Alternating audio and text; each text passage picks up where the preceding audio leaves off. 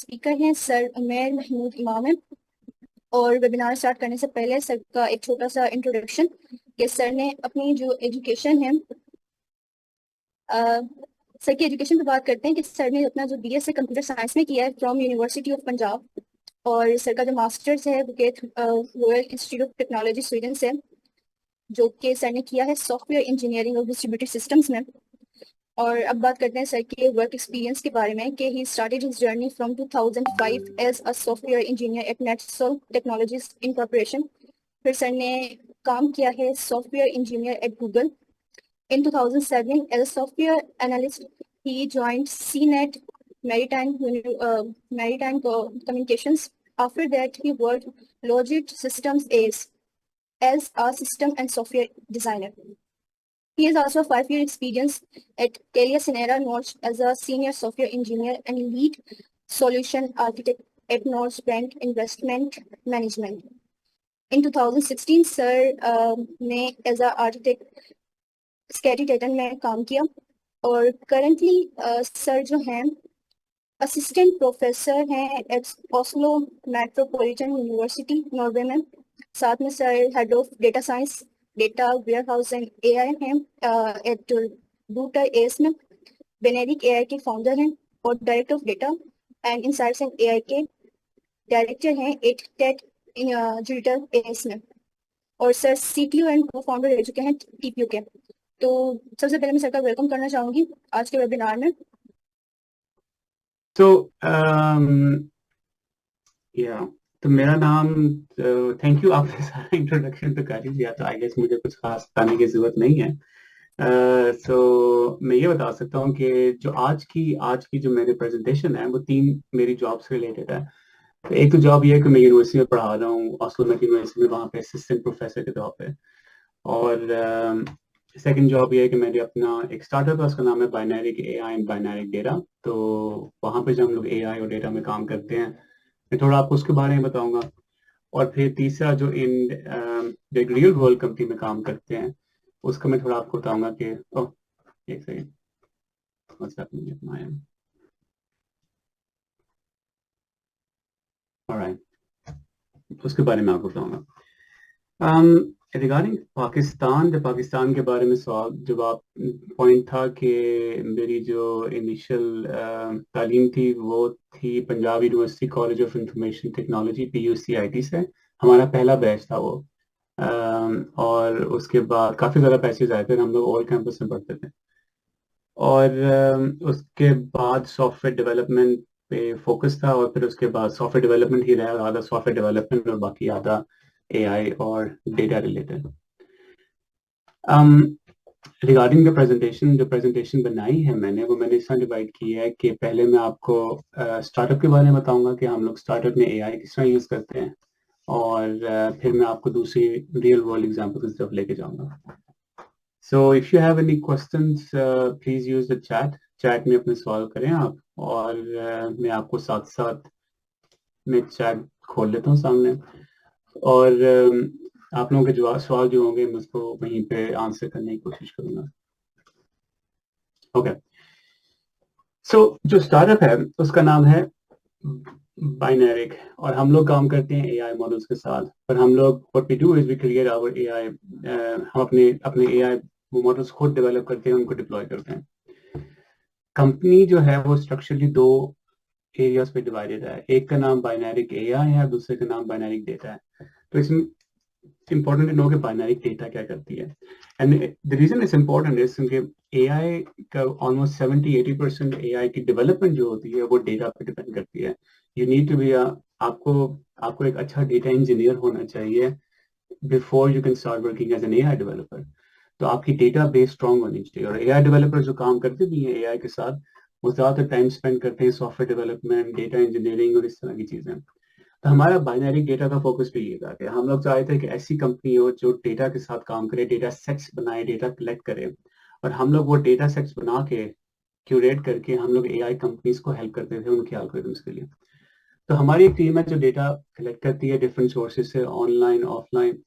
हम लोग data labelling और एनोटेशन करते हैं। This is a very important thing for AI, जहाँ पे सुपरवाइज मशीन लर्निंग में बहुत ज़्यादा डेटा लेबलिंग की जरूरत होती है। और फिर हम लोग मॉडल्स इवेलुएट भी करते हैं कि आजकल काफ़ी ज़्यादा एलएलएम्स पे काम हो रहा है, तो there is a huge need कि जो कंपनी एक एलएलएम बनाती है वो चाहते हैं कि हमारे एलएलएम टेस्ट भी हो जाए, तो फिर उसको लाइक अस ह्यूमंस उसको टेस्ट कर रहे होते हैं। सो हमारे दो प्लेटफॉर्म है। हमारा अपना एक आउटसोर्सिंग प्लेटफॉर्म है जो हम लोगों ने लॉन्च किया है नॉर्वे के अंदर। हमारे तकरीबन 1000 एक्टिव यूजर्स हैं। अभी तक हमने रेस्ट ऑफ द वर्ल्ड और इवन पाकिस्तान में लॉन्च नहीं किया, जस्ट बिकॉज अभी हमारा फोकस नॉर्वे और नॉर्वेजियन जो मार्केट है वही है। और हमारे अपने इन हाउस डेटा लेबलर्स भी हैं, मतलब इट्स नॉट समथिंग जो हमने खुद हायर की है, पर हमने अपने हमारी कोलैबोरेशन में दूसरे पार्टनर्स के साथ।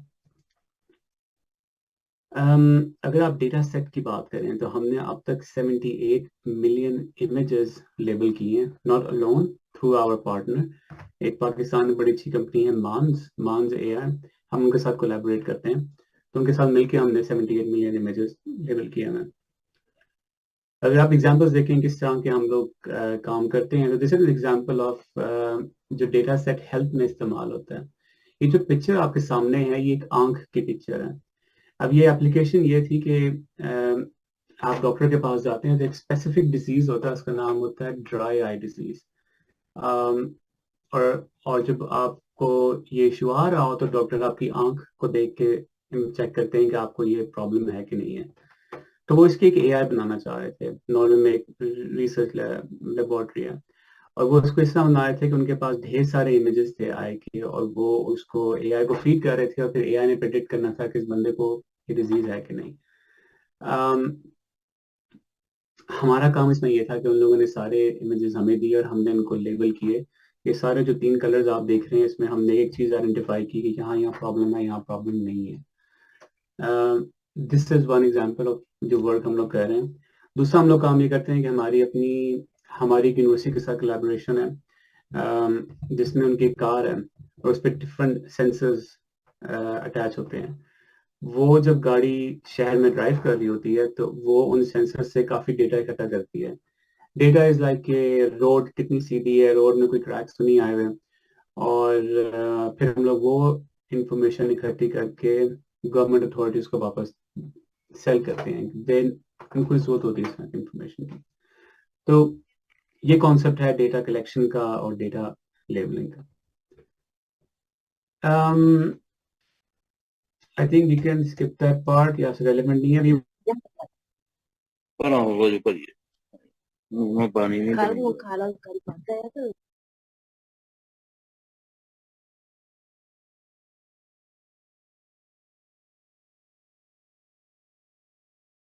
fine or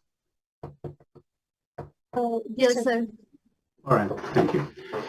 So binary data की तो हमने बात कर ली, so let's talk about binary AI. So binary AI क्या काम करती है? Binary AI is हम लोगों ने दिसंबर 2023 में हमारा फोकस ये था कि हम लोग अपने LLMs और अपने AI मॉडल्स को बनाना चाह रहे थे।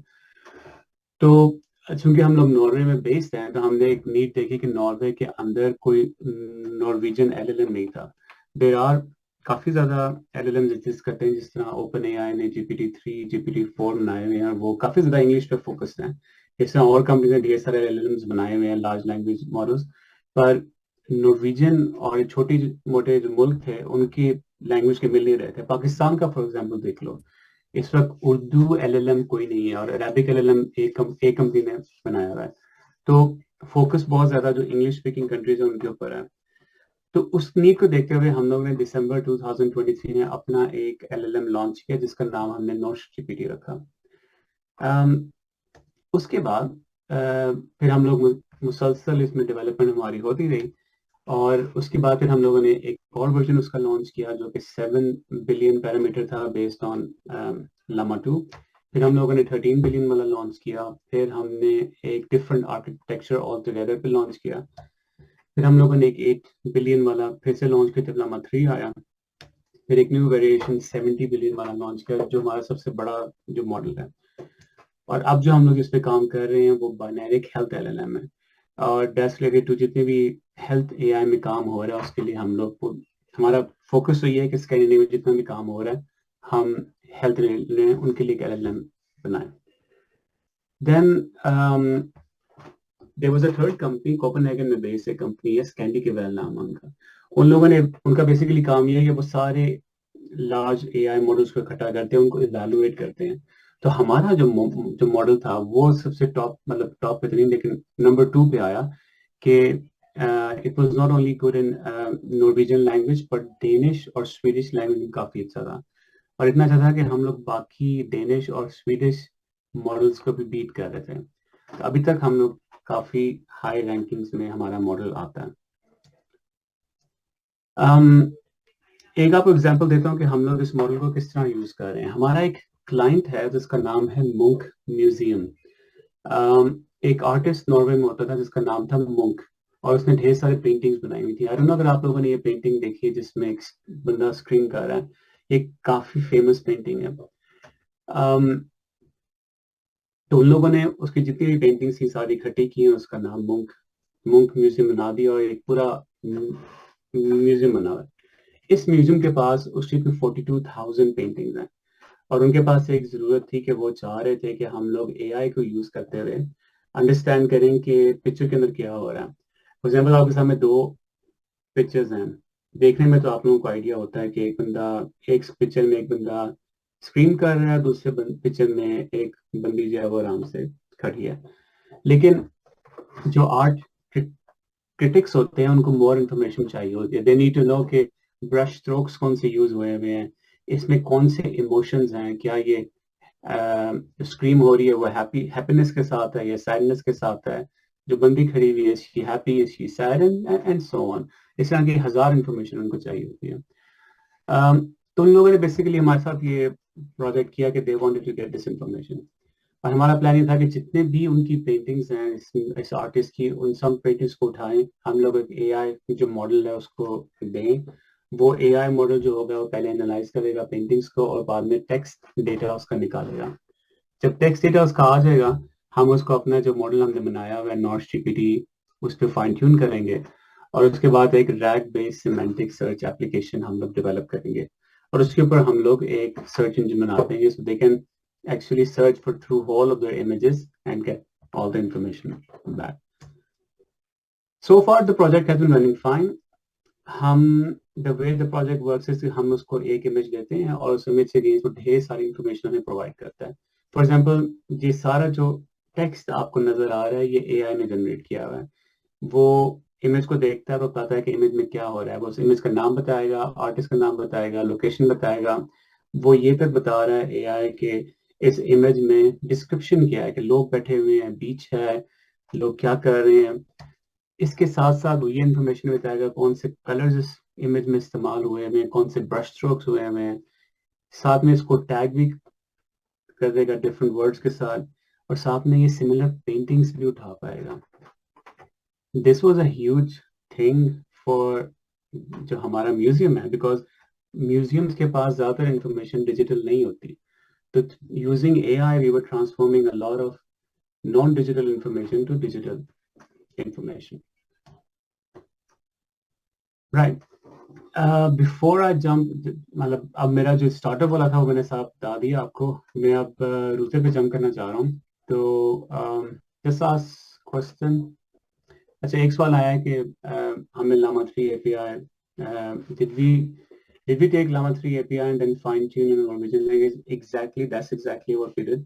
Llama 3 API नहीं हमने ली, Llama 3 का जो AI जो बेस मॉडल था हमने वो उठाया और उसके ऊपर उसको हमने फाइन ट्यून किया नॉर्वेजियन लैंग्वेज पे. या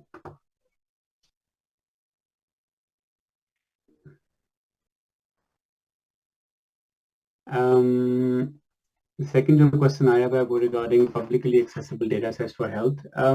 The thing is कि Pakistan के data sets are very different from European data sets. और data sets accessible भी इतने नहीं होते. पाकिस्तान में शायद data sets openly available हो या चाइना से अवेलेबल हो या कुछ और मुल्क अपने ओपनली एक्सेसिबल करते हो. यूरोप के इतने इजीली एक्सेसिबल नहीं होते, लेकिन रिसर्च बेस्ड डेटा सेट्स थोड़े अवेलेबल होंगे. मुझे इसका आइडिया नहीं है, but I can try to give this information to you. ये this was the answer to the question you asked. Okay, company 2. The second company जहाँ पे मैं काम करता हूँ वो एक ट्रांसपोर्ट कंपनी है.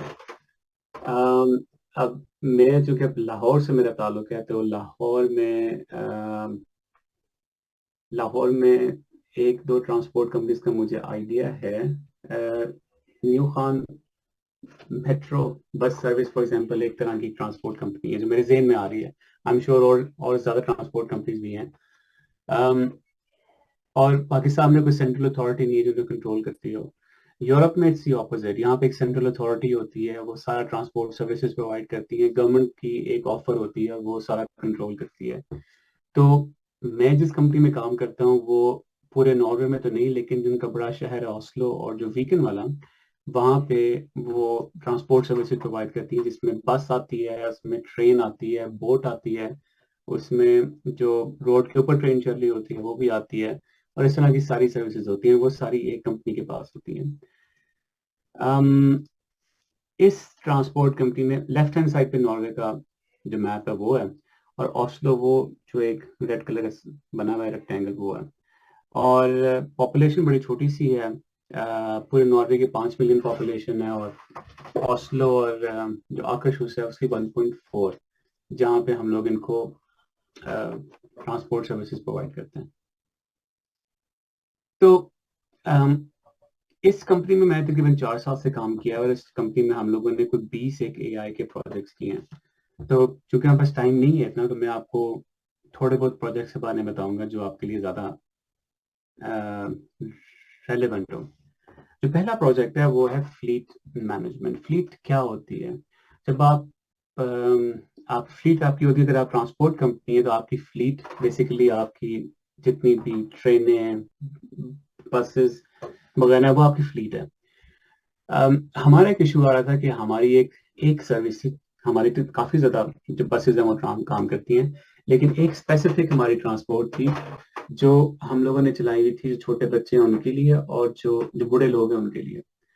और छोटे बच्चों के लिए इस तरह होती थी कि छोटे बच्चे उस सर्विस को यूज़ करते थे. कि बच्चों ने स्कूल जाना है तो बस आके उनको पिक करती थी और स्कूल लेके जाती थी. और बूढ़े लोगों के लिए इसलिए कि बूढ़े लोग क्योंकि यहाँ पर अकेले रहते हैं, वो अपने ट्रांसपोर्ट का खुद बंदोबस्त करते हैं. तो बस आके उनको उठाती है, उनको कभी कॉफ़ी हाउस ले जाएगी एंड सो फोर्थ. अब ये जिस तरह हम पाकिस्तान में भी उबर है कि आप उबर निकालते हैं, आप उबर ऑर्डर करते हैं, आपके पास गाड़ी आती है, आपको पिक करके लेके जाती है. इस बस का कॉन्सेप्ट भी सेम ही है. हमारी भी एक ऐप है.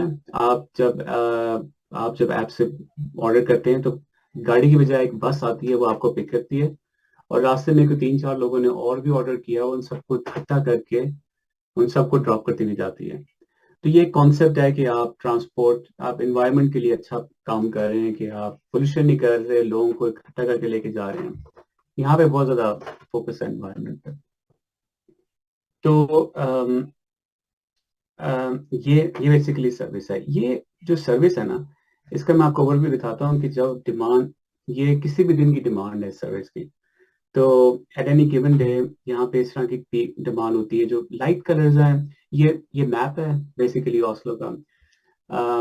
और जो कलर एरियाज वो बता रहा है कहाँ कहाँ ये सर्विस इन यूज है. लाइट एरियाज हैं वो आपको दिखाते हैं कि कम ऑर्डर्स आ रहे हैं, और जो डार्क कलर्स हैं वो दिखा रहे हैं कि ज्यादा ऑर्डर्स आ रहे हैं. तो हमारा एक इशू ये था कि इस सर्विस में कि जब पीक आवर होता था तो ड्राइवर्स काफी बिजी होते थे. वो एक जगह से जा रहे हैं, पैसेंजर्स को पिक कर रहे हैं, उनको जगह छोड़ रहे हैं. लेकिन जब ऑफ पीक आवर होता था तो उसमें प्रॉब्लम ये आ रही थी कि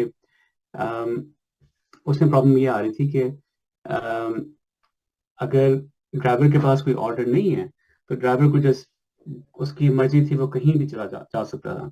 वो ईस्ट साइड से उठ के वेस्ट साइड पे जा रहा है, अपने दोस्तों से बातें कर रहा है, कॉफी वगैरह पी रहा है. उसके 2 नुकसान होते थे. एक नुकसान ये था कि एक तो कंपनी का टाइम तो ज़ाया हो ही रहा है, लेकिन आप अगर बस ड्राइव कर रहे हो तो इन्वायरमेंट के लिए अच्छा नहीं है ये. और आप फ्यूल ज़ाया कर रहे हो, आप कंपनी का टाइम ज़ाया कर रहे हो. और दूसरा ये कि जब यूज़र ने एक ऑर्डर किया हुआ है, यूज़र को इंतज़ार करना पड़ रहा है और आप वहाँ पे पहुँचे नहीं हो. तो हमने क्या सोचा कि हमने ये प्लान किया कि लेट्स स्टार्ट यूजिंग AI से हम लोग प्रिडिक्ट करते हैं कि अगला ऑर्डर कहाँ से आएगा. अब ये चूंकि आपके सामने डेटा अवेलेबल है जिसमें सारा हिस्टोरिकल इंफॉर्मेशन आ रही है कि हमारे पास हर दिन में कितने ऑर्डर्स आ रहे हैं, कहाँ कहाँ से ऑर्डर आ रहे हैं, तो एआई का यूज करते हुए हमने प्रिडिक्ट किया कि अगला ऑर्डर कहाँ से आएगा।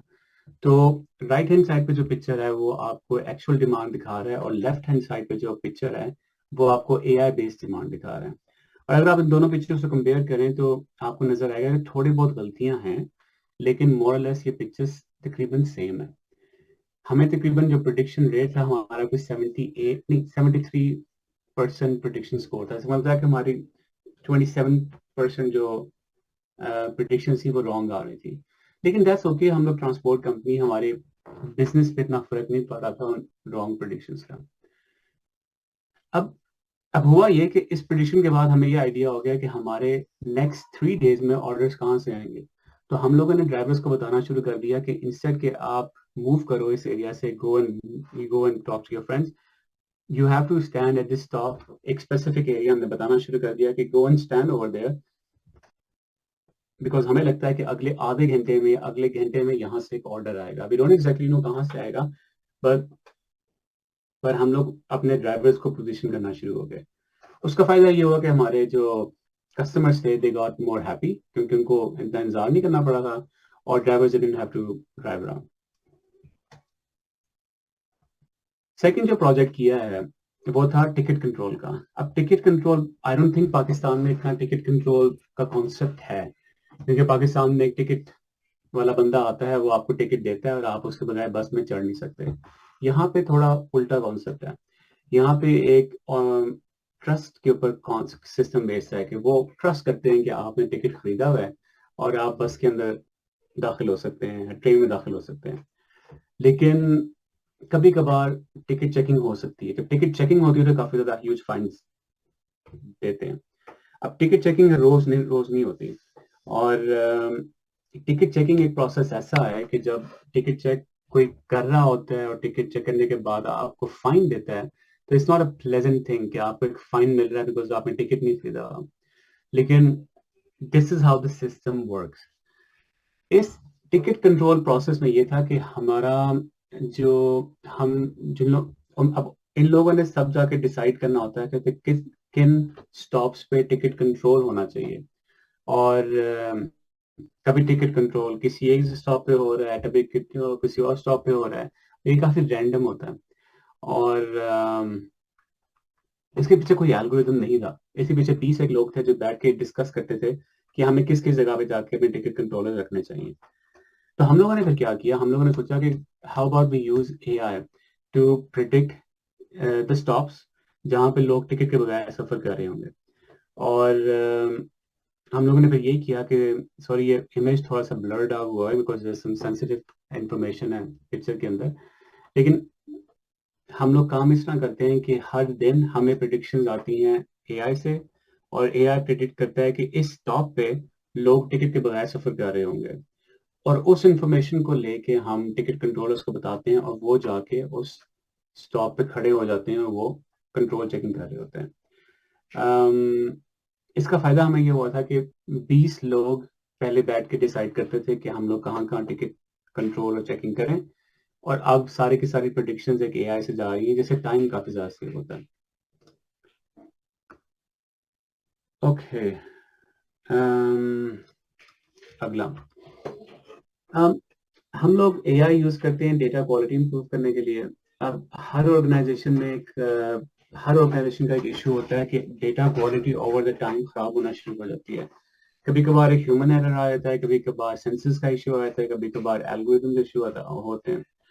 तो और ये हर कंपनी में सेम इशू होता है कि डेटा क्वालिटी वन टाइम और ज़्यादा खराब हो चुकी है। तो हम लोगों ने एक तरीका उसका ये निकाला कि एक स्टेटिस्टिकल एक मेथड होता है, उसे कहते हैं इम्पुटेशन मॉडलिंग, जो हम यूज करते हैं। अब हमारा सबसे बड़ा एसेट है बस। एक बस के अंदर काफी ज्यादा लोग सफर करते हैं। अब उस बस के अंदर ढेर सारे सेंसर होते हैं। एक सेंसर उसका वेट चेक कर रहा होता है, एक सेंसर चेक करता है कि अभी कितने बंदे उसके अंदर खड़े हुए हैं, एक उसका डिस्टेंस चेक करता है, जो आगे जो वाइपर लगा हुआ है उसकी इंफॉर्मेशन में चेक होती है। और एंड या कुछ 20 से एक सेंसर हमारे एक बस के अंदर होते हैं जो रियल टाइम इंफॉर्मेशन वापस भेज रहे होते हैं। अब हमारे लिए ज़रा ज़रूरी होता है कि ये इंफॉर्मेशन एक्यूरेट हो, लेकिन कभी कभार कुछ सेंसर खराब हो जाते हैं।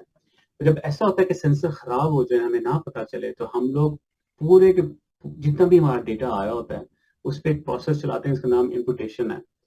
वो क्या करता है, इम्पुटेशन मॉडल है कि वो आपके जो पूरा डेटा है उसको देखता है और it tries to recreate nice looking data. वो आपका historical data over the years check करता है और फिर वो एक न्यू पिक्चर क्रिएट करता है जो इसका ख्याल होता है कि ये आपका एक अच्छा क्लीन डेटा होगा। इसको कहते हैं इम्पुटेशन। ये काफी डेटा साइंस और डेटा इंजीनियरिंग में इम्पुटेशन इज वेरी इंपॉर्टेंट, क्योंकि डेटा उसके बगैर एग्जिस्ट, डेटा की जब तक क्वालिटी अच्छी नहीं होगी आप उसको इस्तेमाल नहीं कर पाएंगे। इस पर जरूर ध्यान दीजिएगा आपको। ओके, हमारा एक और प्रोजेक्ट है जिसमें हम लोग कस्टमर इंसाइट्स बहुत ज़्यादा यूज करते हैं थ्रू एआई। अब अगला जो आपको स्लाइड दिखा रहा हूँ वो इट्स नॉट इन इंग्लिश, वो नॉर्वेजियन लैंग्वेज में है। अब हम लोग बड़ी कस्टमर फेसिंग कंपनी है, यहाँ पे कोई प्रॉब्लम खराब हो जाए, लोग काफी ज्यादा ट्रांसपोर्ट, पब्लिक ट्रांसपोर्ट पे रिलाई करते हैं। लोगों के पास गाड़ियां भी हैं लेकिन public transport, 50% population public transport use करती है, 50% अपनी गाड़ियां इस्तेमाल करती है। तो जब कोई चीज खराब होती है तो फटाफट न्यूज़पेपर में आ जाती है, मीडिया में आ जाती है, हत्ता कि टीवी तक में आ जाती है। तो हमारे लिए बड़ा प्रॉब्लम होता है कि अभी कि अगर कोई प्रॉब्लम आइडेंटिफाई हुई है तो हम लोगों ने उसको पहले क्यों नहीं सॉल्व कर दिया, वो ऐसा क्यों हुआ कि वो ऑल द वे अखबार तक बात चली गई। तो हम लोगों ने फिर एक नया प्रोसेस शुरू किया कि वी नीड टू लुक, हम एआई किस तरह इस्तेमाल कर सकते हैं कि हमें एआई के थ्रू पता चल जाए कि लोग किस तरह क्या बात कर रहे हैं हमारे बारे में। तो the only way we could do this कि हम लोगों के पास जितने भी, हम लोगों ने फिर देखना शुरू किया अपनी कस्टमर कंप्लेंट्स पे। अब चूंकि हम लोग एक बड़ी पब्लिक फेसिंग कंपनी है तो लोग हमें कंप्लेन भी करते थे कि यहाँ प्रॉब्लम आ रही है, स्टॉप पे प्रॉब्लम आ रही है, लुक एट दिस, या मुझे ये मसला आ गया। तो हम लोगों ने क्या किया, जितनी भी हमारी कंप्लेंट्स थी उन सबको इकट्ठा किया और हम लोगों ने उसके ऊपर एआई के थ्रू एनालिसिस करना शुरू कर दिया। जो पहली चीज हमारे सामने आई वो हम लोग देखना चाह रहे थे कि वी वांटेड टू सी कि हमारे जो कस्टमर्स हैं वो कितने एंग्री हैं हमसे, कितने गुस्से में हैं। And this is called sentiment analysis in AI. तो आपके सामने जो इमेज है, this is like every dot, हर जो डॉट इस इमेज पे है वो एक कंप्लेन है। तकरीबन हमारे सामने कुछ 6 लाख से 8 लाख कंप्लेंट्स होंगी जो हमने पिछले कुछ सालों में हमारे पास आई थी। अब इसको हमने एक एआई सेंटिमेंट एनालिसिस मॉडल के थ्रू भेजा और उसने फिर मॉडल ने अंडरस्टैंड किया कि लोग किस तरह की कन्वर्सेशंस कर रहे हैं और उसने फिर उनको क्लासिफाई किया। तो ग्रीन कलर जो आपके सामने है, इट्स लाइक वो कंप्लेंट्स हैं जो लोग गुस्से में तो हैं पर लोग थोड़ी जो आराम से जो लैंग्वेज इस्तेमाल कर रहे हैं वो।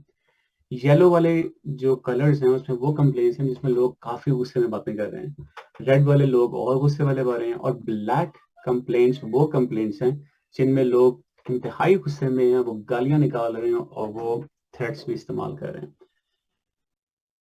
जब फिर हम लोगों ने इस डेटा को थोड़ा और एनालाइज करना शुरू किया कि ओके हमारे पास ये इन्फॉर्मेशन तो आ गई है लेकिन लेट्स सी कि लोग गुस्से वाले क्या बातें कर रहे हैं। तो लोगों को जो सबसे ज्यादा गुस्सा था वो टिकट कंट्रोल के ऊपर था कि लोग बातें करते थे कि टिकट कंट्रोल क्यों हो रहा है, हमें पनिशमेंट देना पड़ रही है and all that, financial punishment हो रही है। और सेकंड चीज जो लोग ज्यादा गुस्से में होते थे कि वो कहते थे कि अगर बस के पीछे भाग रहे थे और बस वाला रुका नहीं और बस वाले ने बस चला दी एंड सो फोर्थ। तो इस तरह के 2 कंप्लेन थे जो लोग ज्यादा कंप्लेन काफी ज्यादा करते थे। अच्छा, अब ये डेटा तो आ गया हमारे पास और आपने बड़ा अच्छा, हम मतलब फॉर एग्जांपल अगर आपने भी सेम काम किया तो आपने एक एआई मॉडल यूज किया, आपको सेंटिमेंट का आइडिया हो गया। पर इसके बाद आपने इनसाइट्स क्रिएट करनी होती है डेटा के साथ। You need to do something, you need to make more out of it ताकि बिजनेस को फायदा हो। तो फिर हमने क्या किया कि हम लोगों को जब आइडिया होगा कि कंप्लेंट्स कहाँ से आ रही हैं, कंप्लेंट्स लोग कितने गुस्से में हैं, हम लोगों ने इसको मैप पे लगा दी सारी कंप्लेंट्स को। इसको जब मैप पे लगाया तो हमें आइडिया हुआ कि कौन सा एरिया, जो रेड वाले एरिया में ज्यादा प्रॉब्लम वाले हैं, ग्रीन वाले लेस प्रॉब्लम वाले हैं। इसके थ्रू हमें आइडिया हुआ कि सबसे प्रॉब्लमेटिक एरियाज कौन से हैं और सबसे कम प्रॉब्लम वाले एरियाज कौन से हैं। फिर इसके बाद हमने इसके पूरा एक टूल बना दिया, एक सॉफ्टवेयर टूल तो सॉफ्टवेयर टूल ये है कि लेफ्ट हैंड साइड पे बस इंफॉर्मेशन है। तो एक बस नंबर है जिसका नाम बस नंबर 100 है। फॉर एग्जाम्पल अगर आप वो बस 100 सेलेक्ट करते हैं तो वो सामने आपको ना उसका पूरा पाथ दिखा देगा। अभी फॉर एग्जाम्पल ये पाथ दिखा रहा है कि ये ऑस्लो से शुरू हुई और ऑल द वे ऊपर जो स्ट्रोमन जो लिलिस्ट्रॉम वाला एरिया वहां तक बस जा रही है। अब इस टूल का फायदा ये हुआ कि customer service can open this tool and they can immediately see कि बस 100 पे कितने इश्यूज आ रहे हैं, कौन से हाई प्रायोरिटी वाले इश्यूज हैं, कौन से लो लीस्ट प्रायोरिटी वाले इश्यूज हैं। ग्रीन इस मतलब लो प्रायोरिटी, लाल का मतलब हाई प्रायोरिटी, और फिर इसके थ्रू वो लोग प्रायोरिटाइज करना शुरू हो गए और इमीडिएटली फिक्स करना शुरू हो गए issues. Yeah, I'm going to hop over this one. हमें फिर एक और प्रोजेक्ट किया जिसमें हम लोग AI बेस्ड केस हैंडल कर रहे थे। हमारे कस्टमर सर्विस कंप्लेन करना शुरू हो गई कि उनके पास काफी ज्यादा कंप्लेन केसेस आ रहे हैं and they don't have the resources to actually fix them. तो हम लोगों ने उनके लिए AI बॉट बनाना शुरू किया, but not like a bot के लोग चैट कर सकें, it's more like an email based bot. ये ज्यादा एक बैक एंड सर्विस थी। तो उसका बेसिकली पहला काम तो यही होता है कि वो प्रेडिक्ट करे लाइक ए ह्यूमन। तो हमने जितनी भी कंप्लेंट्स आ रही थी सारी की सारी बॉट को दी और ये एक्चुअल कंप्लेंट लोगों से आ रही हैं। तो बेसिकली बॉट ने सही प्रेडिक्ट किया देखते हुए कि ये अगर बंदा कंप्लेन कर रहा है तो क्या ये डिलेड बस के बारे में बात कर रहा है या कैंसिल बस के बारे में बात कर रहा है। हमें फिर इसको ढेर सारी डिफरेंट ज्यादा डेटा के साथ उसको ट्रेन किया। ट्रेन करने के बाद हमने इसको चेक किया तो उसका प्रेडिक्शन स्कोर काफी अच्छा है, 89%, which is a very high prediction score. और देन हमने फिर उसको प्रोडक्शन में डाला और अगर कोई सवाल आए तो हमारा एक ऑटोमेटिक बॉट उसको रिप्लाई कर देता है। And the focus is to save time, ताकि लोगों को फटाफट इंफॉर्मेशन मिले ताकि पीपल कैन टेक या कॉरस्पॉन्डिंग एक्शन। हमारे अब एआई की चीज ये है कि एआई में आपके पास डेटा अगर हो, करंट डेटा हो और हिस्टोरिकल डेटा हो, तो आपके लिए फ्यूचर डेटा प्रेडिक्ट करना बड़ा इजी होता है।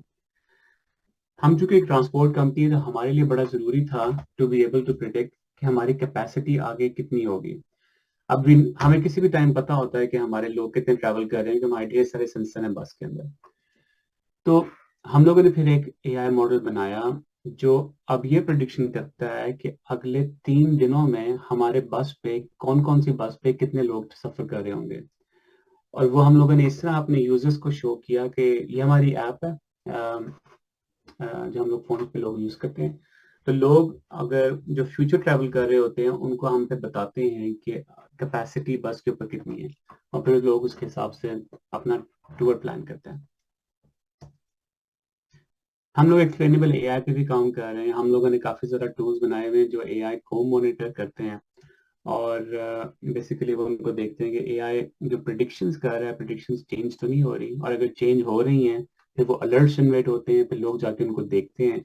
हम लोग डेटा को ऑडिट करते हैं, एआई का ऑडिट करते हैं और दैट गिव्स अस इस प्रोजेक्ट को छोड़ते हैं पर इसके बारे में बात करते हैं, क्वांटम कंप्यूटिंग। सो हम लोग क्वांटम कंप्यूटिंग भी यूज कर रहे हैं एआई के साथ और हम लोगों ने कुछ प्रोजेक्ट्स किए हैं, बारे में थोड़ा बताऊंगा आपको। अगर आप लोगों को क्वांटम कंप्यूटिंग का नहीं आइडिया तो मैं आपको एक बड़ा ब्रीफ इंट्रोडक्शन देता हूँ कि वो होती क्या है।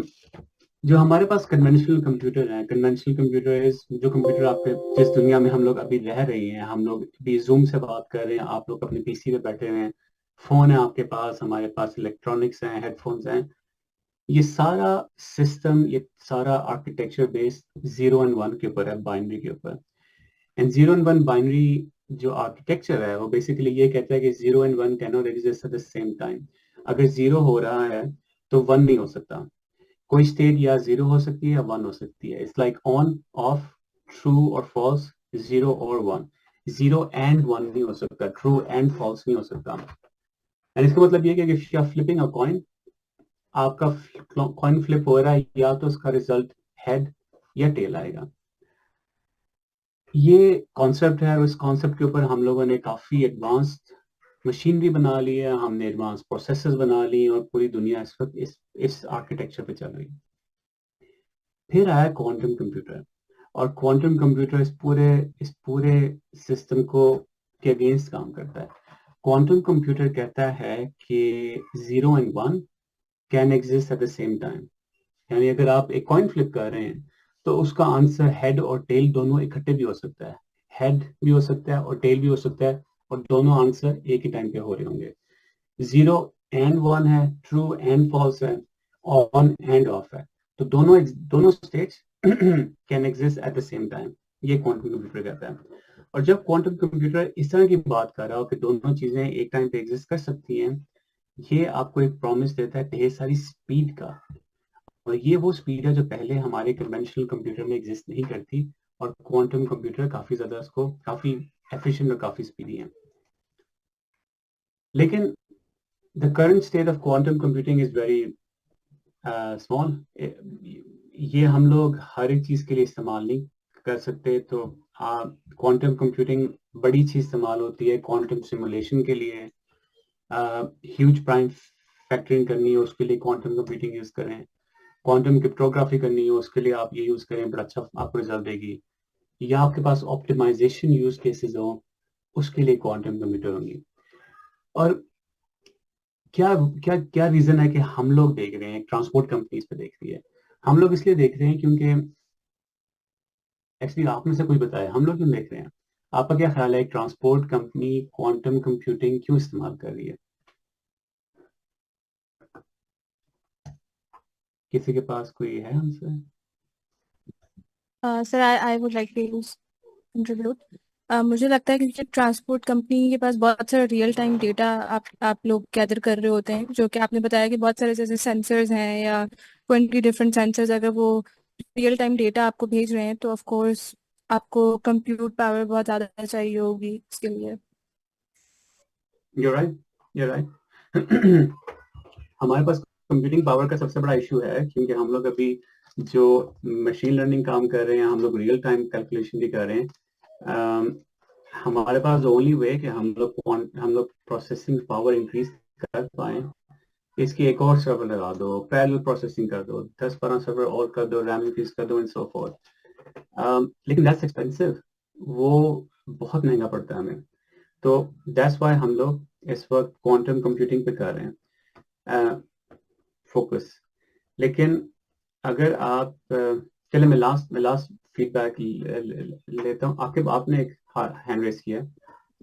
जी सर, हमारे पास अनदर एग्जांपल है, जैसे एयरलाइंस से टिकट्स होती हैं मल्टीपल एट सेम टाइम। सो ये भी यहाँ पे भी बहुत सारी डेटा यूज होगी, तो इसी वजह से हमें सुपर कंप्यूटर्स चाहिए होते हैं। जी जी, या you're राइट, बड़ा अच्छा आपने एग्जांपल दी है। अच्छा, आप लोग जो बात कर रहे हैं, आप लोग वैसी बात कर रहे हैं कि इसमें क्वांटम में प्रोसेसिंग पावर आपको स्पीड बहुत ज़्यादा प्रोवाइड करती है और आपको हेल्प आउट करेगा, पर आपको यूज केस के पे भी फोकस करना है कि यूज केस क्या होगा। और यूज केस अगर आप बात करें, फॉर एग्जांपल बिटकॉइन का सुना होगा आपने, और आप लोगों ने, पता नहीं आप लोगों ने शायद सुना कि नहीं सुना, कि क्वांटम कंप्यूटिंग जो है is considered a threat for bitcoin. And the reason is कि क्वांटम कंप्यूटिंग क्रिप्टोग्राफी बड़ा अच्छा काम करती है, और क्रिप्टोग्राफी भी अगर आप क्वांटम कंप्यूटिंग यूज करें तो आप लोग बिटकॉइन की सारी जो सिक्योरिटी प्रोटोकॉल है, यू कैन बाईपास इट। तो दैट्स वन यूज केस जहाँ पे क्वांटम कंप्यूटिंग रियली शाइंस। और फिर जो हमारे लिए रेलेवेंट था वो ऑप्टिमाइजेशन था, कि हम लोग एक ट्रांसपोर्ट कंपनी है, हमारी ढेर सारी बसेस चल रही हैं, हमारी ढेर सारी ट्रेनें चल रही हैं, हमारे टिकट कंट्रोलर्स आउट हैं, हमने उनका राउट का रिकैलकुलेट करना होता है रियल टाइम पे, हमने उनको एआई एल्गोरिथम बताना होता है कि अगले स्टॉप कौन से कंट्रोल होगा। ये सारे ऑप्टिमाइजेशन के यूज केसेस हैं। ट्रैवलिंग सेल्समैन प्रॉब्लम है, यहाँ पे quantum computing works like really good as compared to normal computing, and that's one reason कि हम लोग इसको यूज कर रहे हैं। अभी तक हम लोगों ने 2 प्रोजेक्ट्स किए हैं क्वांटम पे। हम लोगों ने कैपेसिटी प्रेडिक्शन का प्रोजेक्ट हम लोगों ने सारा री इम्प्लीमेंट किया यूजिंग क्वांटम कंप्यूटिंग, और फिर हम लोगों ने टिकट कंट्रोल का एक नया प्रोजेक्ट किया यूजिंग क्वांटम, जिसमें हम लोगों ने ये किया कि अब टिकट कंट्रोलर्स कहना शुरू हो गए कि हमें एक स्केड्यूल चाहिए दिन का, कि हम लोग कितना देर वॉक करें, हम कौन सी बस से कौन सी बस पे जाएं, हमें पता हो कि हम इस बस से इस बस पे जाएं तो हम लोग किस तरह अपना दिन ज़्यादा बेहतर गुजार सकते हैं। वो काम हम लोगों ने वो सारी प्रिडिक्शंस क्वांटम कंप्यूटिंग से की और उस पर हमें बड़े अच्छे रिजल्ट्स मिले। अच्छा, एक चीज़ यूरोप में जो बड़ी इंपॉर्टेंट है जो एशिया में नहीं है वो है डेटा प्राइवेसी और आपका डेटा किस तरह इस्तेमाल होता है। यहाँ पे तो पाकिस्तान में पाकिस्तान चलो मतलब एशिया में जनरली इतना डेटा प्राइवेसी पे काम नहीं हो रहा और आपका अगर डेटा आप लोगों के पास सोशल मीडिया आपका डेटा स्टील हो सकता है और आप लोगों का या यूरोप में एटलीस्ट ये है कि डेटा रेगुलेशन से बहुत ज़्यादा काम हुआ है और अब जो लोग डेटा रेगुलेशंस को फॉलो नहीं करते उनको काफ़ी ज़्यादा फाइन इश्यू होते हैं। तो आपको मैं एग्जांपल देता हूँ। ये चूंकि हम लोग एक ट्रांसपोर्ट कंपनी है तो पीछे अगर आप लोगों को इग्नोर करें और पीछे आप देखें जो बस स्टॉप है आपको एक इंफ्रास्ट्रक्चर दिखाई देगा कि एक बस स्टॉप है जहाँ पे लोग बैठ सकते हैं जाके और बस का इंतजार करते हैं। अब हमारे पास एक यूज केस है कि हमें जाके बस स्टॉप की तस्वीरें खींचनी होती है। अब अगर पीछे इस तस्वीर को खींचते हुए पीछे कोई बंदा खड़ा हो जो हमारी कंपनी में काम नहीं करता और वो गलती से तस्वीर में आ जाए तो डेटा रेगुलेशन से कि हम लोग उस डेटा को स्टोर नहीं कर सकते, वो पूरी तस्वीर ही ज़ाया हो जाती है। और अगर हत्ता कि यहाँ पे पीछे एक गाड़ी भी खड़ी हो और गाड़ी का लाइसेंस प्लेट नंबर है वो नजर आ रहा हो तो वो तस्वीर भी ज़ाया हो जाएगी बिकॉज उसमें एक गाड़ी है जिसमें एक पर्सनल इंफॉर्मेशन है, किसी का लाइसेंस प्लेट नंबर है, वो शो हो सकता है। तो हम लोग क्या करते हैं कि जब ये डेटा आता है हमारे पास हम एआई यूज करते हैं। वो एआई तमाम पर्सनल इंफॉर्मेशन को छुपा देती है, वो लाइसेंस प्लेट छुपा देगी, लोगों के चेहरों को छुपा देगी और जब हमारे पास ये पिक्चर सामने आ जाएगी जिसमें सब कुछ हिडन है उस डेटा को हम लोग फिर सेव कर सकते हैं और लीगली हमें कोई इशू नहीं होगा, हमें कोई फाइन इशू नहीं होगा डेटा रेगुलेशन अथॉरिटी से और इससे बगैर हमारे वहां पे कोई काम हो ही नहीं सकता। एक और जो हम लोगों ने यूज केस किया था वो था फ्रॉड डिटेक्शन। कभी कभार जो ट्रांसपोर्ट कंपनीज हर बिजनेस में कोई ना कोई फ्रॉड हो रहा होता है और एआई से फ्रॉड डिटेक्ट करना काफी मुश्किल काम है, लेकिन अगर आपको फ्रॉड केस का आइडिया हो जाए ना कि आपको आइडिया हो कि इस एरिया में या इस बिजनेस में फ्रॉड हो रहा है तो जितना भी डेटा आपके पास अवेलेबल हो ना उसके उसके ऊपर एआई यूज हो सकती है। तो हमारे पास भी ये सिचुएशन थी कि हमें एक आइडिया हो गया कि हमारे बिजनेस के एक एरिया में फ्रॉड हो रहा था लेकिन हमारे पास डेटा बेतहाशा था और वहां पे एक बंदे के लिए एनालाइज करना बड़ा मुश्किल था। वहां पे हमने एआई यूज की जिसने हमें फटाफट बता दिया कि किस एरिया में फ्रॉड हो रहा है, कौन बंदा फ्रॉड कर रहा है। अब फ्रॉड डिटेक्शन किस तरह काम करती है? फ्रॉड डिटेक्शन और टेररिज्म और कोई लॉ इन्फोर्समेंट ये सारी चीजें काफी रिलेटेड हैं। जिस तरह टेररिज्म में होता है या कोई बंदा कुछ चोरी करता है या गलत काम करता है उसमें ये होता है कि सोसाइटी इन जनरल गलत काम नहीं कर रही होती, कुछ लोग हैं सोसाइटी में जो गलत काम करते हैं। अब ये कुछ लोग गलत काम कर रहे होते हैं, अगर सोसाइटी इन जनरल गलत काम कर रही हो तो सिस्टम में प्रॉब्लम है, प्रोसेस खराब है आपका, आपको प्रोसेस फिक्स करना चाहिए, आपको सिस्टम फिक्स करना चाहिए। लेकिन most of the use cases में अगर आप क्राइम की बात कर लें तो सारे लोग गलत काम नहीं कर रहे होते, कुछ लोग गलत काम करते हैं।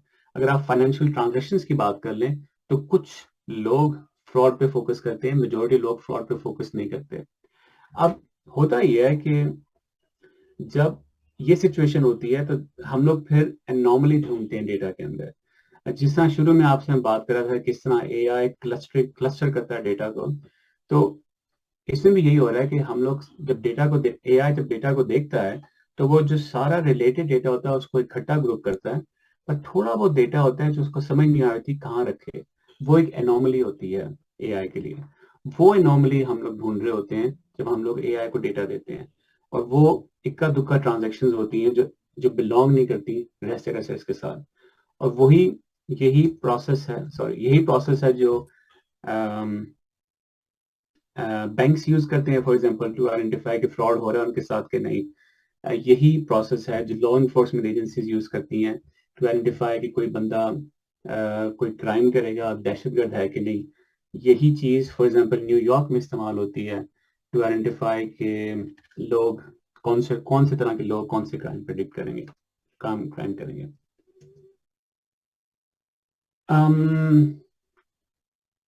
या मॉडल्स थे जो हम लोग एलएलएम साइट पे कर रहे थे, वो हम लोगों ने ओपन सोर्स अवेलेबल करना शुरू कर दिया.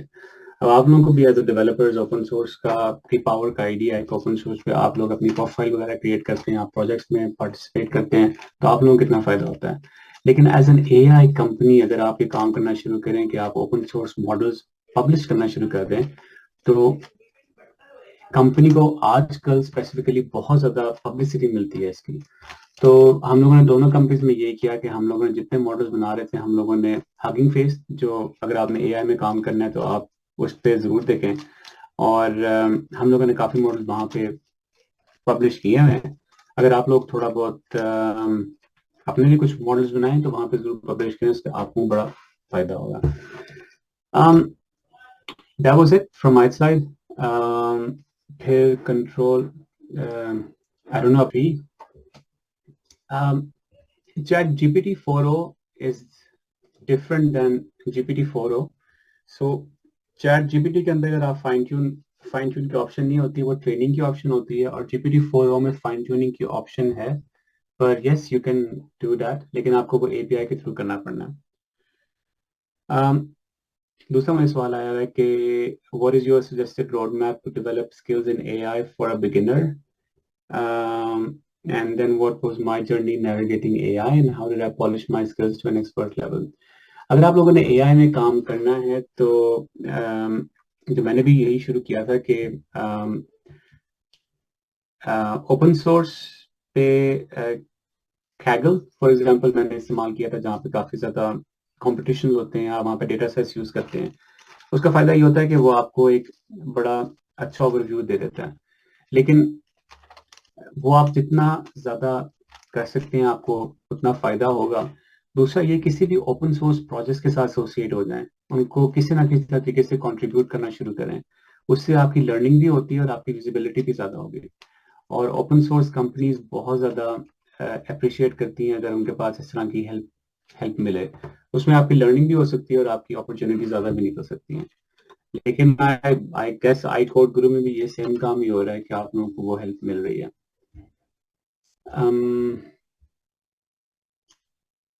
Okay, next question. Sajid Ali साहब का सवाल काफ़ी बड़ा है, तो I send him a private reply.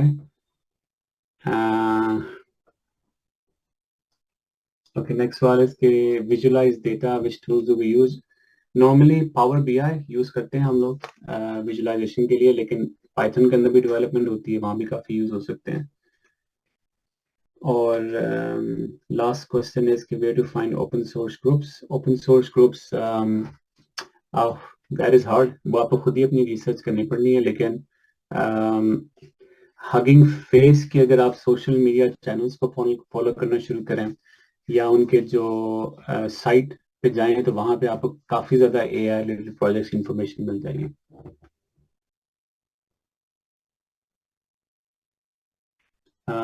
काफी देर से जुल्फिकार अली साहब ने हैंड रेस किया है, अगर आप काइंडली सवाल कर लें.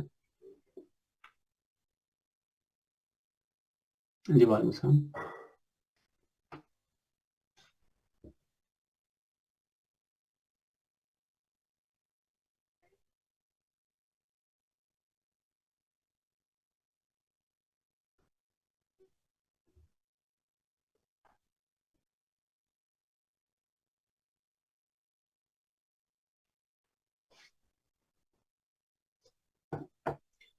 नहीं, ये तो बड़ी गलत बात है. अब देखिए, ये जो चैट जीपीटी जिस टेक्नोलॉजी पे बेस करती है, आपको टेक्नोलॉजी पे देखना चाहिए.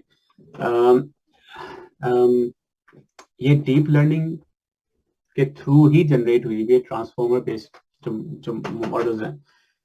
लेकिन जो आजकल चल रहा है वो ये कि बिजनेसेस का फोकस दो एरिया पे. एक जो ट्रेडिशनल एआई है, अब एआई को दो में डिवाइड कर देते हैं. एक traditional AI which was the जिसमें हम लोग मशीन लर्निंग, डीप लर्निंग पे काम करते हैं, जिसमें हम लोग यूज करते हैं कि प्रिडिक्शन के अगली वैल्यू क्या होगी. और फिर ये एक जनरेटिव एआई. अब जनरेटिव एआई जो चैट जीपीटी 4o भी है, वो जनरेटिव एआई की फील्ड से बाहर निकली हुई है।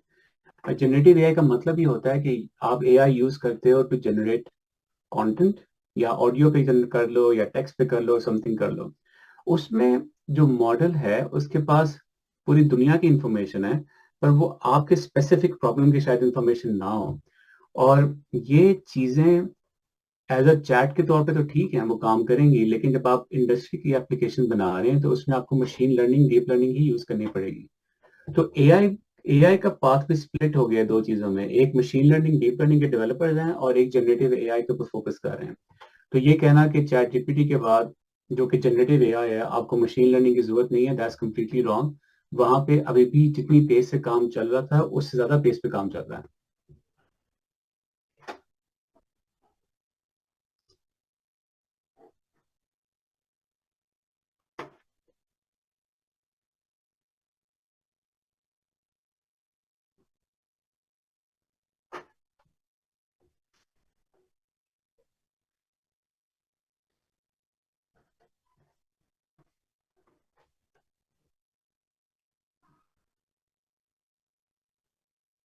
मल्टी एजेंट का कॉन्सेप्ट बड़ा स्ट्रांग है, वो एक बड़े सही यूज केसेस उसके आएंगे कि आप एक मॉडल आपका टेक्स्ट पे काम कर रहा है, एक मॉडल ऑडियो पे काम कर रहा है, एक मॉडल इमेज पे काम कर रहा है, आपने तीनों मॉडल्स को कंबाइन करके एक यूज केस बना लिया। लेकिन मल्टी एजेंट हर एक चीज के लिए काम तो नहीं करेगा।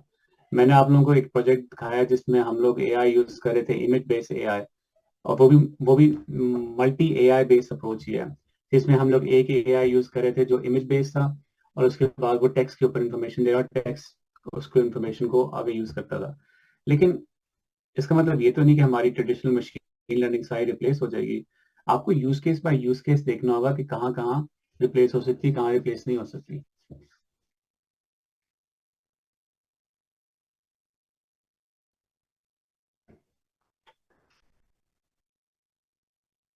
नहीं नहीं, ऐसी कोई बात नहीं। नहीं नहीं, आपके बड़े सिंपल यूज केसेस के भी मशीन लर्निंग यूज हो सकती है। लेकिन ये these two are two opposite things, एक जनरेटिव एआई है और एक मशीन लर्निंग डीप लर्निंग है। इन दोनों का फोकस ही अलग अलग है।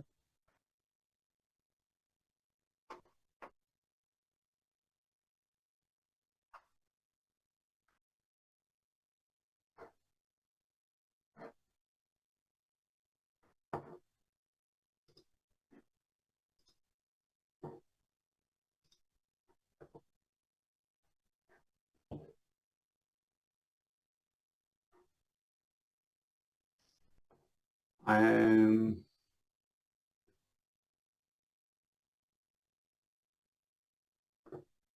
तो आपको नहीं जरूरत मशीन लर्निंग की, आपके अगर यूज केस में नहीं जरूरत तो आपको नहीं जरूरत,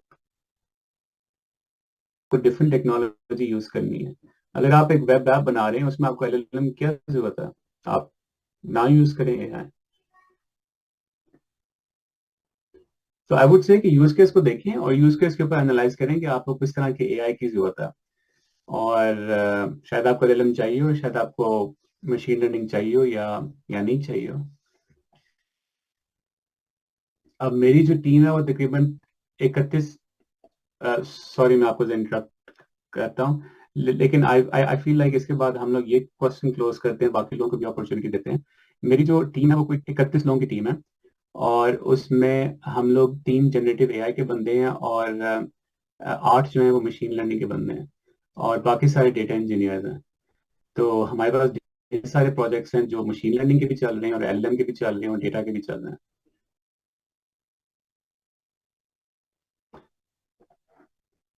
कोई और क्वेश्चन किसी के पास हो?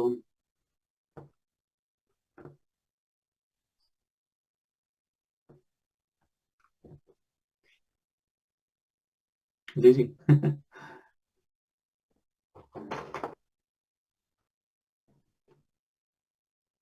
हम्म।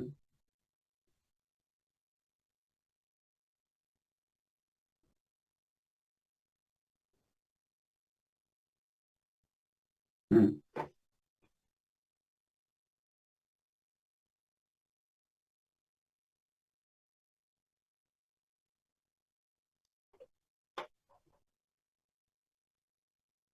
आपका जो सवाल है, आप ये कहते हैं कि अगर चैट जीपीटी इतना एडवांस है तो हमें दूसरे एआई की क्या जरूरत है।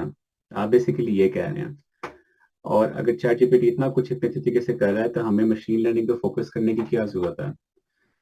अब मैं आपको ये जवाब दे रहा हूँ कि चैट जीपीटी अच्छा है, लेकिन चैट जीपीटी हर एक चीज सॉल्व नहीं कर पाता। और ढेर सारे यूज केसेस ऐसे हैं जो मशीन लर्निंग और डीप लर्निंग पे बेस करते हैं। और चैट जीपीटी एक जनरेटिव एआई का फोकस है। वो सिर्फ जनरेट करके वो प्रिडिक्ट कर सकता है। वो आपको एक एक्चुअल रियलिटी के बेस पे जवाब नहीं देता। वो गेस करता है कि अगला मेरा जवाब क्या होगा। तो अगर आपको ज्यादा एक रियलिटी बेस पे जवाब चाहिए तो आपको मशीन लर्निंग डीप लर्निंग पे ही जाना पड़ना है। आई फील लाइक आपको जो कंफ्यूजन आ रही है वो आपको बेसिक्स, आई वुड एडवाइस अगर आप थोड़ा सा देखें बेसिक्स पे कि मशीन लर्निंग और जनरेटिव एआई में क्या फर्क है। क्योंकि मशीन लर्निंग का फोकस कुछ और है और जनरेटिव एआई का फोकस कुछ और है।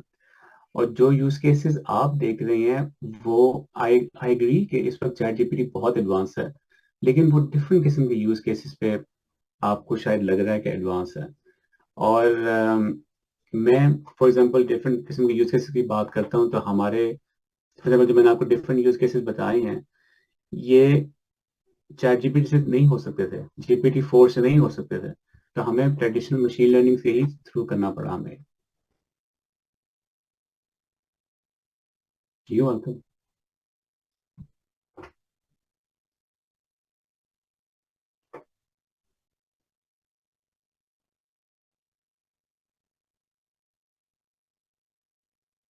आई फील लाइक और कोई सवाल नहीं आ रहे, तो शुड बी गिव दिस तो ओवर टू आई फॉर गुरु। जी जी।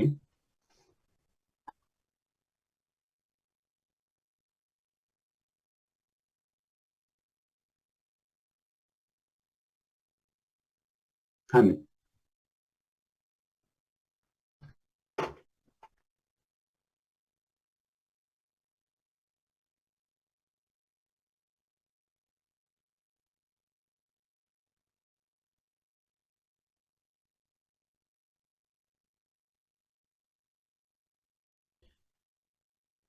नहीं, वो गार्डिंग नेटसोल टेक्नोलॉजीज। सो जो सवाल ये बेसिकली ये है कि if you should develop their own skills जो existing technologies के, and develop your skills in AI। देखिए, आई वुड से कि मैंने अपना भी डेवलपमेंट इसलिए शुरू की थी कि खुद ही पढ़ के एआई के ऊपर मैंने अपनी डेवलपमेंट की थी। और इस वक्त हम लोग इतने ज़्यादा नॉइज से गुजर रहे हैं। This is very similar to जो क्रिप्टो करेंसी कुछ अर्से पहले थी कि हर बंदा बिटकॉइन के बारे में बात कर रहा होता था। इस वक्त हर बंदा एआई के बारे में बात कर रहा है। तो जब इतनी नॉइज हो तो इट्स एक्चुअली यूजफुल कि आप थोड़ा बहुत उसके बारे में पढ़ लें और अपने आप को एजुकेट कर लें। तो मैं तो कहूँगा कि ज़रूर एजुकेट करें अपने आप को। अगर आप प्रोग्रामिंग बैकग्राउंड से हैं तो आपको थोड़ी बहुत प्रोग्रामिंग करनी चाहिए एआई में। आपको बी ग्रेट अगर आपको किसी कंपनी में जॉब मिल जाए एज एन एआई डेवलपर, तो वहाँ पे यू कैन लर्न मोर। लेकिन अगर ये पॉसिबिलिटी नहीं है तो कुछ अपने तौर पे लर्न करने की कोशिश करें। और जुल्फिकार साहब जो बात कर रहे थे चैट जीपीटी की, इसका मतलब उन्होंने चैट जीपीटी इतनी इस्तेमाल की है कि he sees this as a very strong thing. तो अगर आप इतना ही कर सकते हैं कि आप एक चैटबॉट यूज कर लें और आप उसको एनालाइज करें कि वो आपको ये कितना पावरफुल है, तो आपका जो एज होगा वो काफी ज्यादा होगा उन लोगों के निस्बत जिन लोगों ने चैटबॉट भी इस्तेमाल नहीं किया हुआ। और आप इमेजिन नहीं कर सकते कितने लोग हैं जिन लोगों ने अभी तक जनरेटेड एआई की एप्लीकेशन यूज नहीं की, and they are on the side. आप लोगों को ये एडवांटेज है कि आप लोग अभी बैठे हुए हैं, आप लोग ये जो हमारी मीटिंग हो रही है ये अटेंड कर रहे हैं। आप लोगों ने कोई ना कोई चैटबॉट यूज किया हुआ है। This already makes you 10% more valuable as compared to everyone else. तो टूल्स इस्तेमाल करें, अपनी परफॉर्मेंस बढ़ाएं। एआई के बारे में अगर आप लोग प्रोग्रामिंग नहीं कर सकते, लो लेवल पे कुछ सीखने की कोशिश करें। सॉरी, हाई लेवल पे कुछ सीखने की कोशिश करें। फिर low level like programming and everything, if you have the possibility तो जरूर सीखें। क्योंकि जितनी इन्वेस्टमेंट एआई में हो रही है वो बहुत ज्यादा इन्वेस्टमेंट है। और अभी तक ये जो ये जो बूम चल रहा है ये भी स्टॉप नहीं होगा, स्टॉप नहीं हुआ। हो सकता है इसमें क्रैश आए लेकिन it will revive again. Design लेके उनको प्रिडिक्ट करता है कि अगला डिजाइन कैसा होना चाहिए, उसमें वो इमेज एआई बेस्ड यूज करते हैं। लेकिन हार्डवेयर पे काम नहीं कर रहे, वो सॉफ्टवेयर पे काम कर रहे हैं, लेकिन उनके सारे जो कैड डायग्राम्स वगैरह होती हैं वो वो उसमें उनको ज़्यादा हेल्प हेल्प करता है। तो मैकेनिकल इंजीनियरिंग में आप उस साइड पे अगर देखें कि आपको डिजाइन पे किस तरह हेल्प हो सकती है, not on the hardware side but on the software side.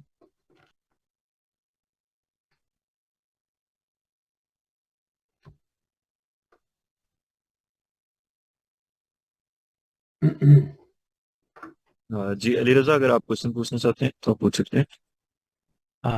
Yes sir. Sir मेरा क्वेश्चन जो है वो थोड़ा एआई से साइड पे। हमने थोड़ी थोड़ी देर पहले देखा था कि classical computing and quantum computing जो आपने स्लाइड दिखाई थी, और उसके बाद हमने ये देखा था कि you are using quantum computing for optimisation. तो मुझे एक कंफ्यूजन सर ये है कि हाउ इज दैट कि क्लासिकल कंप्यूटिंग और क्वांटम कंप्यूटिंग के बीच में ये जो डेटा है, मतलब आप जो ऑप्टिमाइजेशन कर रहे थे वो कैसे इन दोनों के बीच में इंटरचेंज हो रही थी, क्योंकि फंडामेंटल डिफरेंसेस आपने बताया थी कि एक में बिट्स फ्लिप होती हैं, दूसरे में सुपरपोजिशन है। तो क्या आप कुछ इस तरीके से कर रहे थे कि ऑप्टिमाइजेशन रिजल्ट्स लेके आप क्लासिकल कंप्यूटिंग में पास कर रहे थे, या फिर क्लासिकल कंप्यूटिंग मतलब ये इंटरेक्शन जो है वो थोड़ा बहुत अगर आप डिस्क्राइब कर दें कि कैसे हो रहा था कि दो डिफरेंट मॉडल्स जो है आपस में परफॉर्म कर रहे हैं। बड़ा अच्छा सवाल किया आपने, और बड़ा डेवलपर ओरिएंटेड सवाल है। I try to answer it. I don't know अगर मैं इसका इतना जवाब दे पाऊंगा। um, um, जो आपका क्वांटम कंप्यूटर है इसको आपको कंसिडर करना है like a supercomputer. I guess आपके पास ज्यादा नॉलेज है इस एरिया की, तो आप you probably already know it. तो जो आप सुपर कंप्यूटर को यूज करते हैं तो आप उसको कंटिन्यूस प्रोसेसिंग के लिए नहीं इस्तेमाल करते, आप उस पर वन ऑपरेशन करते हैं और फिर जब ऑपरेशन खत्म हो जाता है then you transfer the load back to classical computing. तो हम लोगों ने हाइब्रिड मोड में काम किया था। हमारी एप्लीकेशन क्लासिकल में काम कर रही थी, लेकिन जब हम लोग पूरे एल्गोरिदम में उसको प्रिडिक्ट करते थे या उसको चेक करते थे, तो वो जो एआई एल्गोरिदम था वो क्वांटम पे काम कर रहा था। तो एवरी टाइम जो क्लासिकल मशीन उसको एक्सेस करती थी वो क्वांटम मशीन को एक्सेस करती थी। तो हमें सुपर पोजिशन का वो प्रॉब्लम नहीं हुई, क्योंकि हम लोग ये नहीं कर रहे थे कि एआई एल्गोरिदम क्लासिकल पे भी है और क्वांटम पे भी है। हमारी एप्लीकेशन क्लासिकल पे थी और वो क्वांटम को यूज कर रही थी सिर्फ वैल्यू एक्सेस करने के लिए। थैंक यू सर, बिल्कुल ये क्लियर कर दिया इसने मेरा डाउट। जी सर, हम आज आप क्वेश्चन पूछ सकते हैं। अस्सलाम वालेकुम। वालेकुम सलाम। मेरा ये सवाल ये है कि अभी मैकेनिकल इंजीनियर ने सवाल आपसे पूछा, तो मेरा सवाल ये है कि मैं किस तरह एक इंडस्ट्रियल ऑटोमेशन के अंदर, वैसे तो मैं केमिकल इंजीनियर हूँ, तो मुझे नजर आता है कि किस तरह एआई को मैं इंटीग्रेट कर सकता हूँ अपनी फील्ड के अंदर, और खास तौर पे इंडस्ट्रियल ऑटोमेशन। तो वो कौन कौन सी एप्लीकेशन है एआई? ये जनाब आपने इंडस्ट्रियल ऑटोमेशन की बात की है। जी जी। इंडस्ट्रियल ऑटोमेशन में तो बहुत ज्यादा काम हो रहा है एआई में, और वहां पे इसलिए काम हो रहा है एआई में कि वहां पे रोबोटिक एप्लीकेशन बहुत ज्यादा है, रोबोट्स बहुत ज्यादा हैं। अब दो कंपनीज को मैं जानता हूँ जो इसमें काम कर रही हैं। एक कंपनी जो है वो हैवी मशीनरी में काम कर रही है, जिसमें पोर्ट पे जितना सामान आता है वहां पे ज्यादातर लोग छोटे मोटे क्रेन्स के थ्रू सामान ट्रांसपोर्ट कर रहे होते हैं। तो वहां पे उन लोगों ने एआई बेस्ड क्रेन लेके आए हैं जो ऑटोमेटिकली सामान को उठाते हैं, सामान को लोड करते हैं, और उसमें फायदा ये हो रहा है कि टाइम सेव होता है, 24/7 काम हो रहा होता है, एक्सीडेंट कम होते हैं, ह्यूमन इन्वॉल्वमेंट कम से कम है।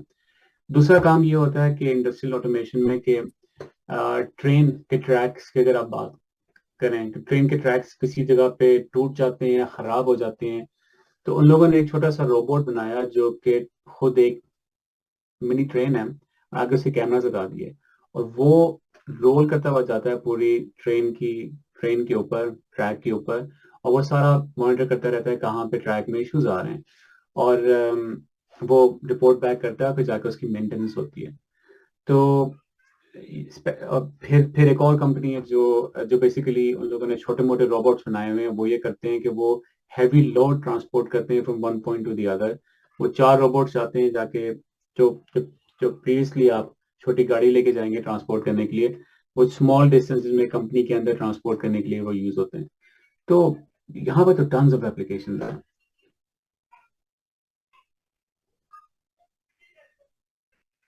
Okay sir. You're welcome.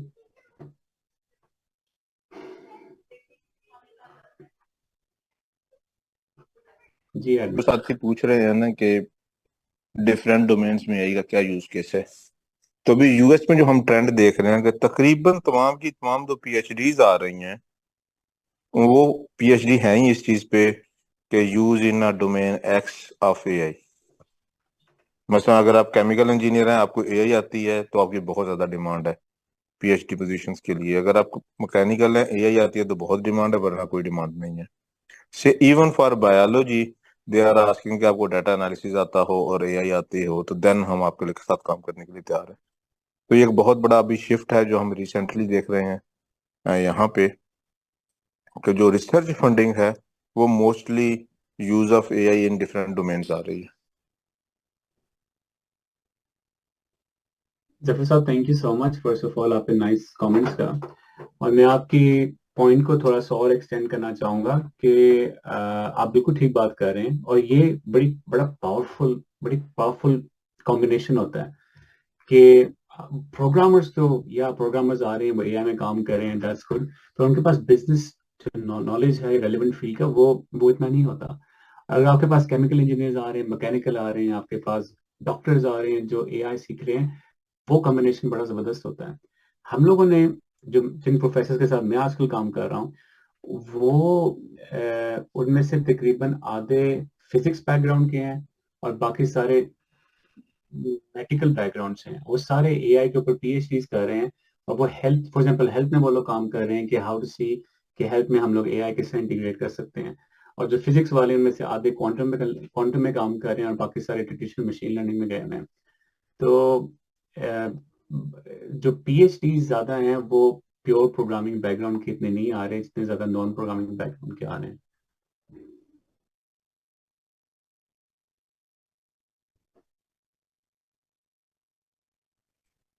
Ji sure. Sir, thank you very much for such a nice explanation. बहुत दिनों बाद इस तरह की प्रैक्टिकल एप्लीकेशन हमें सुनने को मिली।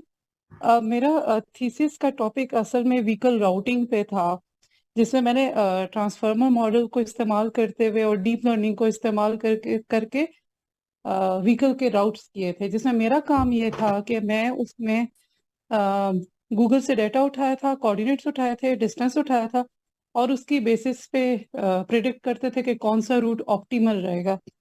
अब ये मैंने रिसर्च करके तो रखा हुआ है वो काम, लेकिन क्या इसकी कोई प्रैक्टिकल इम्प्लीमेंटेशन हो सकती है? क्या मैं इसको कमर्शलाइज कर सकती हूँ, या इसकी बेसिस पे मैं कोई स्टार्टअप डेवलप कर सकती हूँ? आप कुछ सजेस्ट करेंगे मुझे इस सिलसिले में?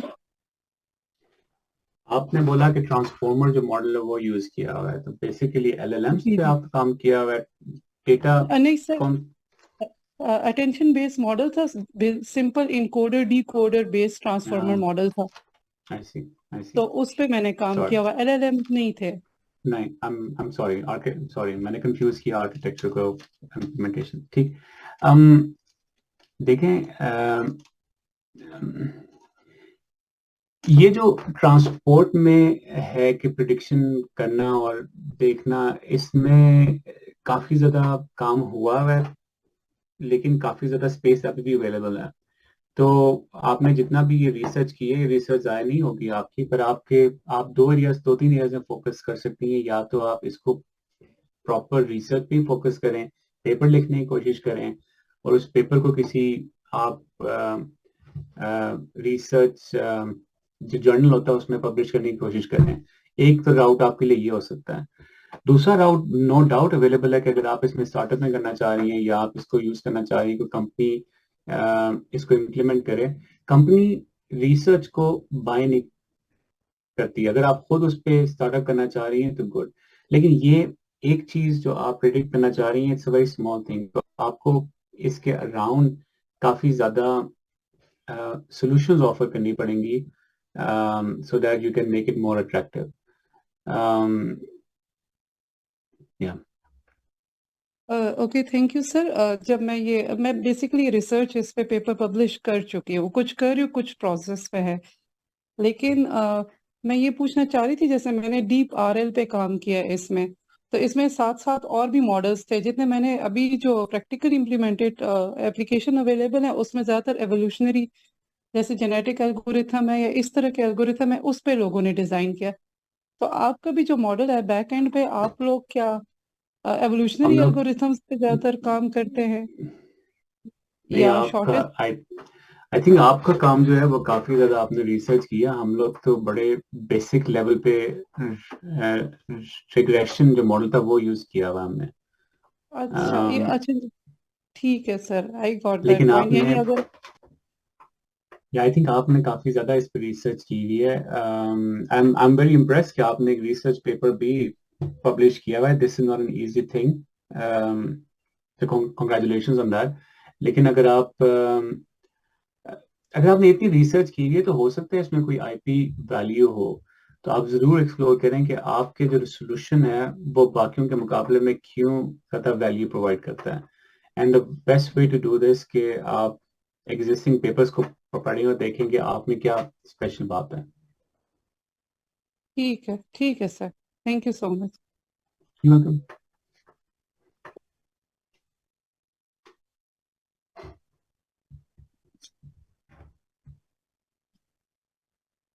Before we sign off, I see Zulfikar साहब के पास कुछ सवाल हैं वो करना चाह रहे हैं।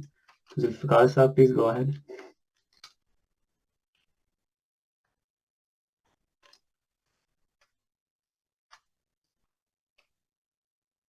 हाँ,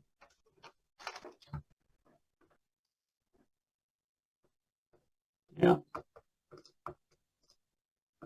बड़ा अच्छा सवाल किया आपने जुल्फिकार साहब। मैं आपको मैंने जो स्लाइड नहीं दिखाई, आई थिंक मैं आपको दिखा देता हूँ, जो कि एक बड़ी इंपॉर्टेंट स्लाइड है। तो अगर आप बड़ी कंपनीज को देखें जिन लोगों ने जीपीटी 3.5 रिलीज किया, जीपीटी 3.5 ट्रेन करने के लिए 4 से 12 मिलियन डॉलर की कॉस्ट आई। लामा 2 रिलीज हुआ फेसबुक की तरफ से, उसको ट्रेन करने के लिए 20 मिलियन डॉलर की कॉस्ट आई। जीपीटी 4 रिलीज हुआ जिसके लिए कॉस्ट करने के लिए कोई 100 मिलियन डॉलर प्लस ज्यादा पैसे लगे। जीपीटी 5 1 बिलियन के अगेंस्ट एस्टिमेट आ रहा है। तो being a startup, being a student, you can not afford कि आप मॉडल को बेस मॉडल स्क्रैच करें, आप कर ही नहीं सकते। तो you should not think about that. Research organisations can think about it, उन्हें कुछ फ्री क्रेडिट्स मिल सकते हैं। हम लोगों ने फाइन ट्यूनिंग अप्रोच भी किया, बिकॉज हमें कहा कि हम लोग ओपन सोर्स मॉडल उठाएंगे, उसको फाइन ट्यून करेंगे आइदर लामा आर्किटेक्चर पे या मिस्ट्राल आर्किटेक्चर पे, और फिर उसी को हम लोग फाइन ट्यून करते रहेंगे डिफरेंट अपने यूज केसेस के लिए। जो पहला हम लोगों ने फाइन ट्यून किया, हमारी जो कॉस्ट आई थी वो $2000 की आई थी। सेकेंड टाइम जो कॉस्ट आई थी वो $500 आई थी, because that's like for specific client हम लोगों ने यूज किया। अब आपका सवाल कि ये जो रिसोर्सेज हैं कहाँ से आए। अब हमारे पास, अब यहाँ पे एक बड़ी इंटरेस्टिंग सिचुएशन आई है कि हम लोग एक जो एआई क्रेज में बैठे हुए हैं, एआई बूम चल रहा है और काफी कंपनीज हैं, क्लाउड कंपनीज पैसा कमा रही हैं, ये सारे कंपनीज पैसा वापस लगा भी रही हैं। तो अगर आपके पास आप कहते हैं कि मैं एक कंपनी बना रहा हूँ, स्टार्टअप बना रहा हूँ, पाकिस्तान में बेस्ड है, और आप अमेजोन पे रजिस्टर करते हैं अपना स्टार्टअप, या आप एनवीडिया के पास जाते हैं, आप माइक्रोसॉफ्ट के पास जाते हैं, गूगल के पास जाते हैं, उनके सारों के स्टार्टअप के प्रोग्राम्स हैं।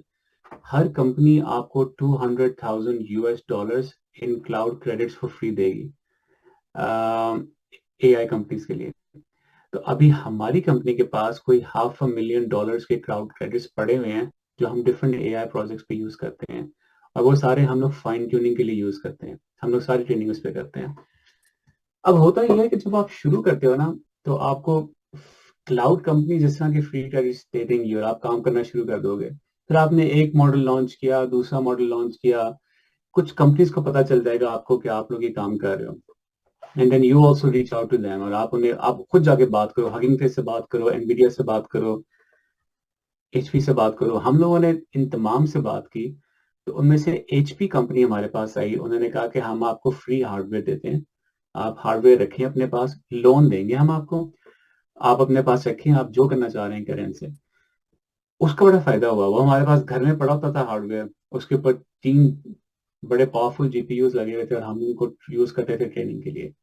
6 महीने के लिए हमने रखा, हमने कोई 5 मॉडल उससे ट्रेन किए, रिलीज किए कमर्शियली, और हम लोग उनको यूज कर रहे हैं। अब वो मॉडल हमने वापस कर दिया, वो कंप्यूटर। वो तो एक लॉन्ग टर्म की बात है, बट अगर आप स्टार्ट करना चाह रहे हैं तो आप क्लाउड कंपनीज के पास जाएं, उनके पास इस वक्त काफी फ्री क्रेडिट्स अवेलेबल हैं स्टूडेंट्स के लिए। $2000 तो स्टूडेंट्स के लिए अवेलेबल होते ही हैं फॉर फ्री। लेकिन अगर आप अपनी एक AI कंपनी बना लें तो वो आपको अप टू $200,000 फॉर 1 ईयर देंगे, और वो यूज करके you can do a lot of training.